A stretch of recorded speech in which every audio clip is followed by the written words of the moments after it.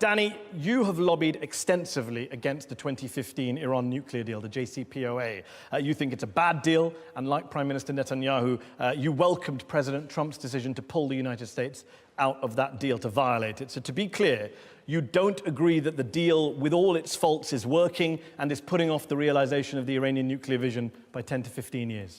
No, if you look for the last 2.5 years since the deal was signed in Vienna, you see the aggression of Iran not only has multiplied by 10 times. Iran, since signing the deal, has become much more aggressive, has not stopped testing ballistic missiles, and you do ballistic missiles only to put a warhead, which is nuclear, nothing else.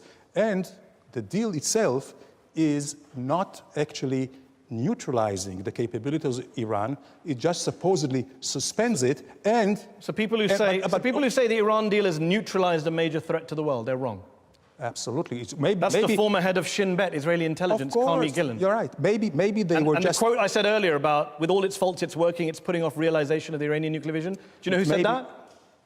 Probably. The head of Israel's military, General Gadi Eisenkot. So what do you know that the head of Israel's military and the former head of its spy service don't know? And guess what?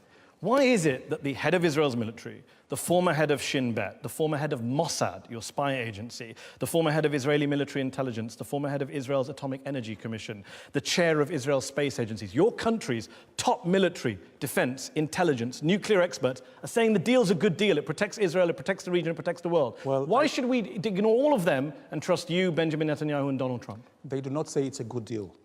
It said it's the situation may be better than before. In 1992, your prime minister said Iran was 3 years away from building the nukes. That was 26 years ago. In 1995, he said Iran was 3 to 5 years away from building nukes. In 2009, he said they were 1 to 2 years away from building nukes. The boy who cried wolf had a better record with wolves than Netanyahu has with Iran's nuclear program. Why do you think you have any credibility to the Israelis when you come and talk about Iran's nuclear program? You've been wrong for 26 years. We're not wrong. Some things had happened in between. There were some who prevented Iran to rush for it. And there were some... Come on, Dan. There were some... Every 2 to 3 years, Netanyahu issued a warning and suddenly something happened to make his warning just inaccurate. Well, I can tell you You've been that scaremongering the for Iranians years. themselves say that the international community is sabotaging their program. So things have happened. That's it. Okay, let me ask you this question. Sabotaging their program. How many nuclear weapons does Iran have as of today? Right now, I hope none. Okay, how many does Israel have? No idea. No idea? You were in the government. They don't tell you that stuff. No idea. Who do they tell? No idea. I'm telling you, I never discussed it. But it's irrelevant. It's between... You never discussed Israel's nuclear weapons. You can say that hand on heart. You've never discussed Israel's nuclear... You're expecting us to believe that the Deputy Foreign Minister of Israel never discussed Israel's nuclear deterrent? Seriously, Dan? No. So let me tell you, no? It's not all slogans and sound bites, Mehdi. Tell yourself I did friend. not discuss Israel nuclear weapons.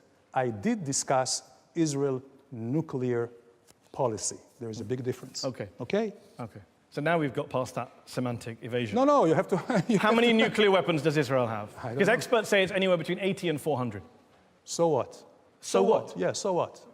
Has Israel ever threatened... Do you recognize the hypocrisy of Israel having a secret, illicit nuclear weapons program that it won't open up its doors to and won't talk about, and then lecturing everyone else in the region about nuclear weapons? Absolutely not. You know why? You talked about hypocrisy. I tell you.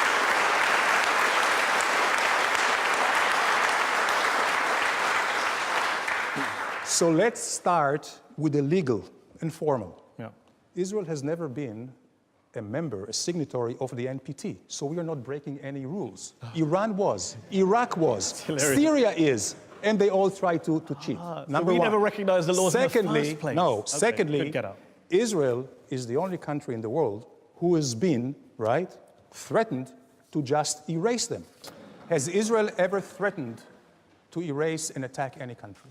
I think you'll find plenty of pretty genocidal statements from Israeli leaders. Show it to me.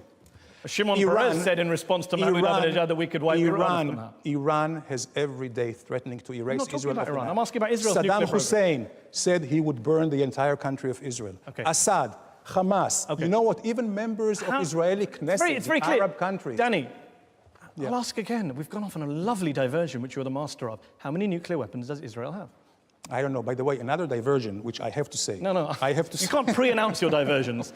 Let me ask again. If an Iranian guest came on my show and I asked him about Iran's nuclear program, he said, I don't know, I'm not going to talk about it. Would you be okay with that? You'd be outraged. Of course and I yet would you be. sit here as a former Of course minister of the be, Israeli government saying, oh, I don't know, never talked about nukes with anyone. Because there was like 16 United Nations Security Council resolutions against Iran. And there is against Israel. And there is against Israel as well. About your nuclear issues? program? No. Yes, there is. UN Resolution 487. Let me read it to you. The UN Security Council in 1981 says, calls upon Israel urgently to place its nuclear facilities under the safeguards of the IAEA. Why haven't you done that? Because I'll tell you all why. Because we want to live and survive. This is the only reason.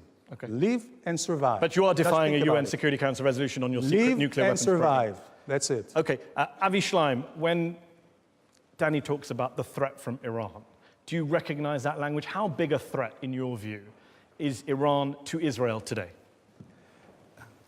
Iran is not an existential threat to Israel, but it is a strategic threat.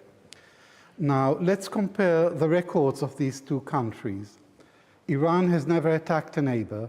Israel has repeatedly attacked its neighbors. Iran signed the Non-Proliferation Treaty. Israel has refused to sign. Iran submits to inspection by the International Nuclear Energy Agency. Israel refuses to submit. Iran has no nuclear weapons. Israel has between 75 and 400 nuclear weapons. So Israel poses an existential threat to Iran. Now, okay. Okay, briefly, and then